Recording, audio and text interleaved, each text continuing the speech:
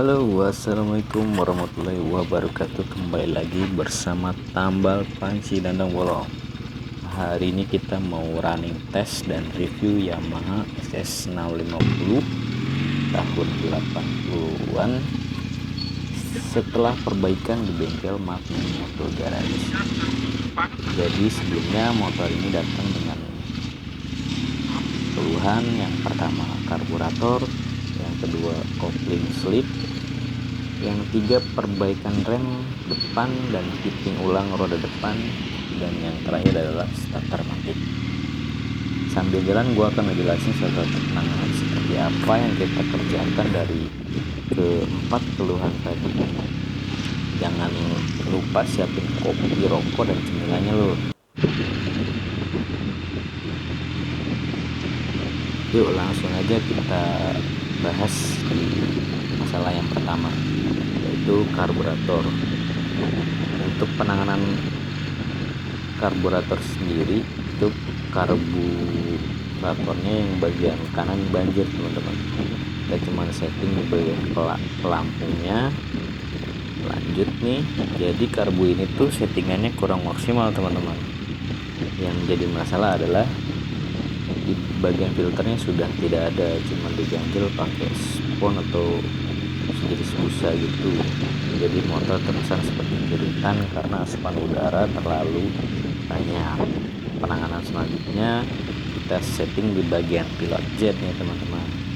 Setelah itu kita setting dan kalibrasi karbunya, hasilnya sudah enak untuk starter pagi-pagi atau starter awal ketika motor baru mulai dinyalakan.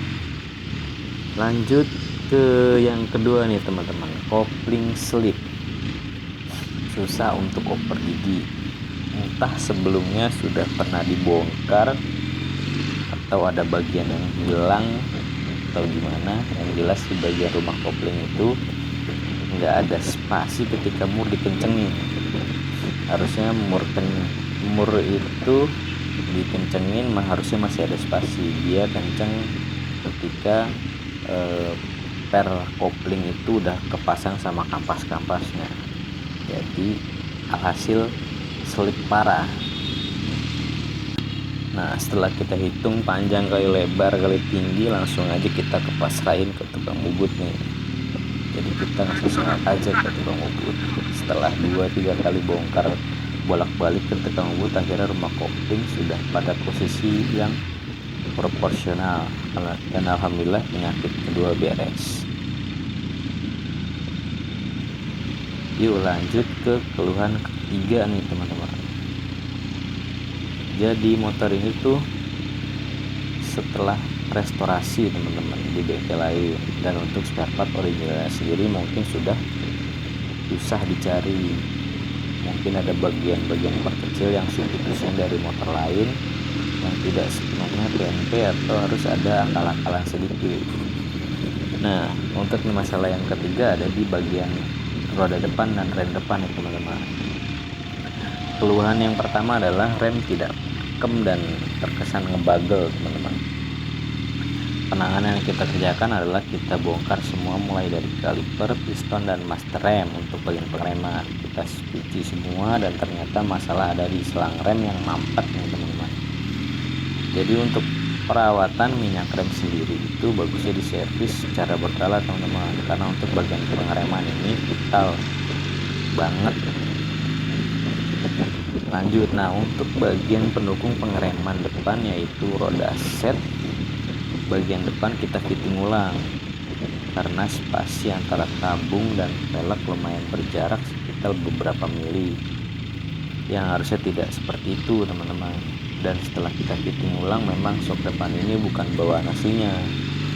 Lanjut setelah kita fitting ulang, lanjut kita ke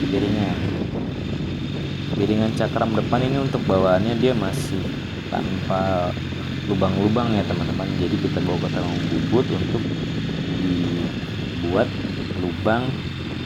Guna lubang yang kita buat tersebut supaya cepat mengurangi suhu panas pada dis setelah pengereman. Nah, masalah ketiga sudah kita beresin. Lanjut ke permasalahan yang terakhir nih teman-teman. ada di dinamo starter dan aki yang soak. Kita lakukan perbaikan dan penggantian aki. Sebenarnya untuk umur pakai sendiri bisa lumayan lama teman-teman, dengan catatan pengisian normal mulai dari spool, kiprok, dan perkabelannya ya teman-teman. Nah, satu lagi, kalau motor jarang dipakai, baiknya panaskan minimal 3 hari atau seminggu sekali. Cukup 5-10 menit aja teman-teman, atau teman-teman bisa cabut akinya dari motor. Untuk harga aki motor seperti motor ini harganya cukup menguras kantong loh, daripada sering-sering ganti. Lebih baik teman-teman melakukan treatment yang udah gua sampaikan tadi. Nah, untuk dinamo starter sendiri kita sudah perbaiki dan kita ganti aki ya teman-teman. Dari semua masalah tadi, intinya ini motor bekas restorasian. Nah, mungkin masih ada belum clear semua, jadi kita lanjutin di bengkel yang motor garis untuk perbaikan yang keluhan yang 4 tadi teman-teman. Dan alhamdulillah semua perbaikan itu udah kita selesai, mulai dari karburator, terus pengereman, terus kopling selip, sama starter mati. Nah, untuk bagian kaki-kaki depan itu dia kayaknya udah bukan bawaannya lagi. Nah, jadi kita lakuin fitting ulang, mulai dari bos-bosannya itu kita tambahin ring-ring kayak gitu teman-teman, untuk kalibrasi supaya pelek ini ngepas di tengah, jadi bisnya nggak lari kanan kiri. Nah, setelah itu alhamdulillah pengereman dan kaki depan sudah maksimal. Untuk teman-teman yang lagi nyari rekomendasi bengkel, baik motor kecil atau mulai dari motor kecil sampai motor besar, 2 tak atau 4 tak, mulai dari 1 sampai lebih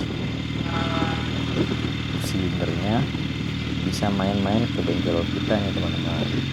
Nah, alamatnya ada di sini, saya kasih di video ya teman-teman. Mungkin segitu dulu aja bahasan gua kali ini, mudah-mudahan bermanfaat buat teman-teman. Mohon maaf kalau ada kata-kata yang kurang jelas atau kurang tepat, mungkin teman-teman bisa bantu komen di kolom komentar. Akhir kata dari gua, wassalamualaikum warahmatullahi wabarakatuh. Sampai jumpa di konten selanjutnya.